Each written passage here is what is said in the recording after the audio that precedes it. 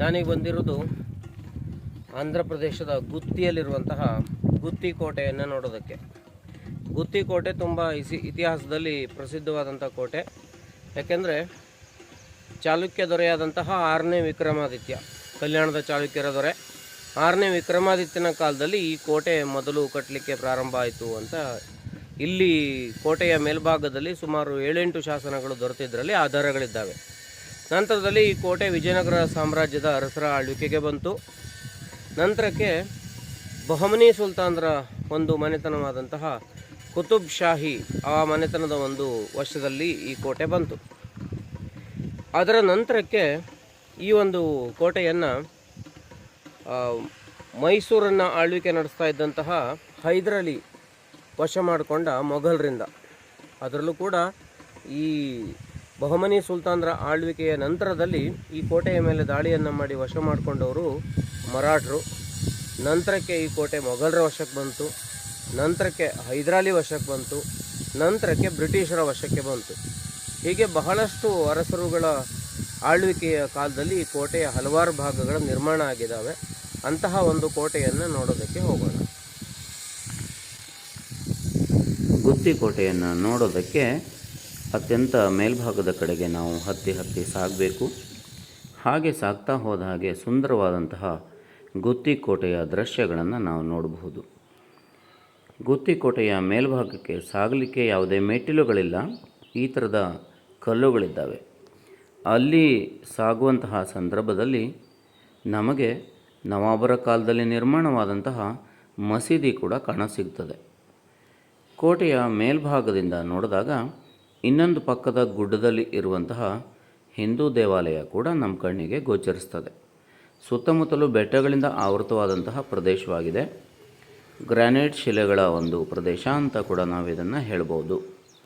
ಜೊತೆಯಲ್ಲಿ ಇನ್ನೊಂದು ಭಾಗದ ಗುಡ್ಡದ ಮೇಲೆ ಕೂಡ ಕೋಟೆಯಂತೆ ಕಾಣುವ ಹಲವಾರು ಸನ್ನಿವೇಶಗಳನ್ನು ನೋಡಬಹುದು. ಆಂಧ್ರ ಪ್ರದೇಶದ ಅನಂತಪುರ ಜಿಲ್ಲೆಯಲ್ಲಿರುವಂತಹ ಈ ಒಂದು ಗುತ್ತಿ ಕೋಟೆಯ ಭಾಗಗಳು ಅತ್ಯಂತ ಸುಂದರವಾದಂತಹ ಕೋಟೆಯ ಭಾಗಗಳನ್ನು ಒಳಗೊಂಡಿದೆ.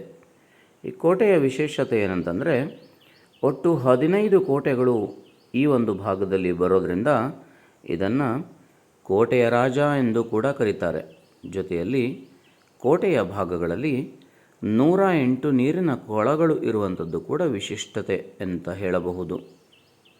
ಕೋಟೆಯ ಭಾಗಕ್ಕೆ ನಾವು ಸಾಗುವಾಗ ಈ ರೀತಿಯಾಗಿ ಮೆಟ್ಟಿಲುಗಳಿಲ್ಲದ ಭಾಗವನ್ನು ಹತ್ತಿ ಸಾಗಬೇಕಾಗಿದೆ. ಮೇಲಕ್ಕೆ ಏರ್ತಾ ಹೋಗುವಾಗ ನೆಲಕ್ಕೆ ಹಾಕಿರುವಂತಹ ಕಲ್ಲುಗಳು ಇಲ್ಲಿ ತುಂಬ ಜಾರೋದ್ರಿಂದ ಜಾಗರೂಕತೆಯಿಂದ ನಡಿಬೇಕು. ಇಲ್ಲವಾದಲ್ಲಿ ಅಪಾಯವನ್ನು ಕೂಡ ನಾವು ಎದುರಿಸಬೇಕಾಗ್ತದೆ. ಕೋಟೆಯ ಮೇಲಿನ ಭಾಗಕ್ಕೆ ಹೋಗ್ತಾ ಇದ್ದ ಹಾಗೆ ಕೋಟೆಯ ಅವಶೇಷಗಳೇನು ಅಂತ ಕಾಣ್ತಾ ಬರ್ತಾ ಇದ್ದಾವೆ. ಏಕೆಂತಂದರೆ ಚೆನ್ನಾಗಿ ಯಾವುದೇ ರೀತಿಯಾದಂಥ ಮೇಂಟೆನೆನ್ಸ್ ಕೂಡ ಇಲ್ಲ ಇಲ್ಲಿ. ಒಂದು ರೀತಿಯ ಗುತ್ತಿ ಕೋಟೆಯ ಅವಶೇಷಗಳು ಅಂತಲೇ ನಾವು ಇದನ್ನು ಹೇಳ್ಬೋದು. ಏಕೆಂತಂದರೆ ಸಾಕಷ್ಟು ಭಾಗಗಳಲ್ಲಿ ಪೊದೆಗಳು ಬೆಳೆದಿದ್ದಾವೆ. ನೋಡಿ, ಇಲ್ಲಿ ಮೇಲ್ಭಾಗಕ್ಕೆ ಬಂದ ಹಾಗೆ ದೊಡ್ಡದಾದಂತಹ ನೀರಿನ ಕೊಳವನ್ನು ಕೂಡ ನಾವಿಲ್ಲಿ ಕಾಣ್ತೇವೆ. ವಿಶೇಷವಾಗಿ ಈ ಕೋಟೆಯ ಭಾಗಕ್ಕೆ ಭೇಟಿ ನೀಡುವವರ ಕೊರತೆ ಕೂಡ ಕಂಡುಬರುತ್ತದೆ. ಯಾಕೆಂದರೆ ಇಲ್ಲಿ ಕೆಳಗೆ ಕಂಡುಬರುವಂತಹ ಮಸೀದಿಯ ಭಾಗದಲ್ಲಿ ಜನ ಕಾಣ್ತಾರೆ.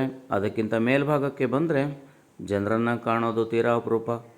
ಕೋಟೆಯ ಮೇಲಿನ ಭಾಗಕ್ಕೆ ಬರ್ತಾ ಇದ್ದ ಹಾಗೆ ಅಲ್ಲಿ ಕೆಲವೊಂದು ಉಗ್ರಾಣದ ವ್ಯವಸ್ಥೆಗೆ ಸಲುವಾಗಿ ಕಟ್ಟಿರುವಂತಹ ಕಟ್ಟಡಗಳನ್ನು ನಾವು ನೋಡ್ತೇವೆ. ಹಾಗೂ ಕೆಲವೊಂದು ದೊಡ್ಡದಾದ ಮತ್ತು ಸಣ್ಣದಾದ ನೀರಿನ ಕೊಳಗಳು ಕೂಡ ಇಲ್ಲಿ ಕಂಡುಬರ್ತವೆ. ಹಲವು ಕಡೆಗಳಲ್ಲಿ ಗಡಚಾದಂತಹ ಕಲ್ಲಿನಿಂದ ಇದನ್ನು ಕಟ್ಟಿರೋದ್ರಿಂದ ಭದ್ರವಾಗಿದೆ. ವಾಸ್ತುಶಿಲ್ಪ ಕೂಡ ಇಲ್ಲಿ ಸುಂದರವಾಗಿ ಕಾಣುವ ಹಾಗೆ ನಮಗೆ ಇದೆ. ಆದರೆ ಮೇಂಟೆನೆನ್ಸ್ ಸರಿಯಾಗಿ ಇಲ್ಲದೆ ಹೋಗಿರುವಂತಹ ಕಾರಣದಿಂದ ಅವುಗಳೆಲ್ಲ ಕೂಡ ಹಾಳಾಗ್ತಾ ಇರುವಂಥದ್ದು ಅತ್ಯಂತ ಬೇಸರದ ಒಂದು ಸಂಗತಿ. ನೋಡಿ, ಕೋಟೆಯ ಮೇಲ್ಭಾಗಕ್ಕೆ ನಾವು ಬರ್ತಾ ಇದ್ದಾಗೆ ಇಸ್ಲಾಂ ಮತ್ತು ಹಿಂದೂ ವಾಸ್ತುಶಿಲ್ಪ ಶೈಲಿಯಲ್ಲಿ ಕಟ್ಟಿರುವಂಥ ಹಲವಾರು ನಿರ್ಮಾಣಗಳಿದ್ದಾವೆ. ನೋಡಿ, ಇಲ್ಲಿ ಕೋಟೆಯ ಗೋಡೆಗಳ ಮೇಲೆ ಗಣೇಶನ ಮತ್ತು ದುರ್ಗೆಯ ವಿಗ್ರಹಗಳನ್ನು ಕೂಡ ನಾವು ಕಾಣಬಹುದಾಗಿದೆ.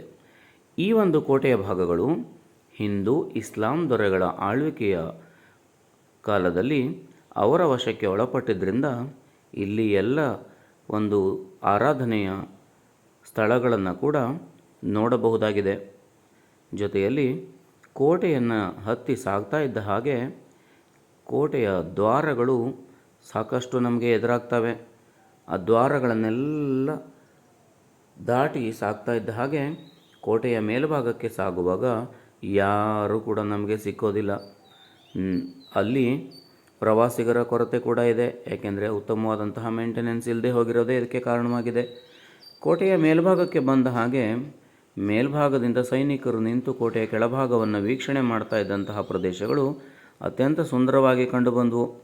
ನಿಜವಾಗಿ ಈ ಕೋಟೆಯನ್ನು ಪ್ರವಾಸಿಗರಿಗೆ ಸೂಕ್ತವಾದಂತಹ ರೀತಿಯಲ್ಲಿ ತೆರೆದಿದ್ದೇ ಹೋದಾದಲ್ಲಿ ಅಥವಾ ಆ ಥರದ ರಕ್ಷಣೆಯನ್ನು ವ್ಯವಸ್ಥೆಯನ್ನು ಮಾಡಿದ್ದೇ ಹೋದಾದಲ್ಲಿ ಅತ್ಯಂತ ಪ್ರಸಿದ್ಧವಾದಂತಹ ಕೋಟೆ ಆಗ್ತಿತ್ತು.